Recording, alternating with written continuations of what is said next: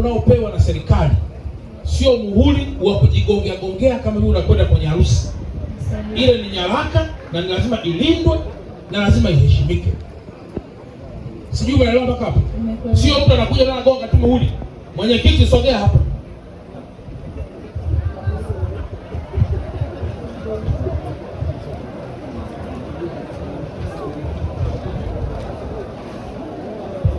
Nimejithibitishia kwamba huyu dada ametapeliwa milioni 5.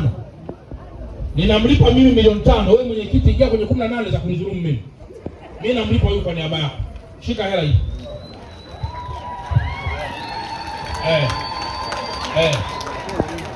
Asante. Muombe heri Mheshimiwa Rais Samia, ndiye aliyetuma tufanye kazi. Sawa sawa? Na kulipa mimi hiyo hela, wacha yeye anidhulumu mimi. Umeelewa mpaka hapo? Mimi nitamdhulumu yeye mpaka kizazi chake. Umeelewa dada? Nenda kamuombe Mungu, kafanye kazi. Na muwe makini na kawaambie wenzako tuendelee kuwa makini. Piga matapeli ambao tumewaamini kuwa viongozi baadhi ya huku chini. Sasa hawa tutaendelea nao kuzungumza nao katika hali ya kawaida. Na Mungu akusaidie sana. Haya.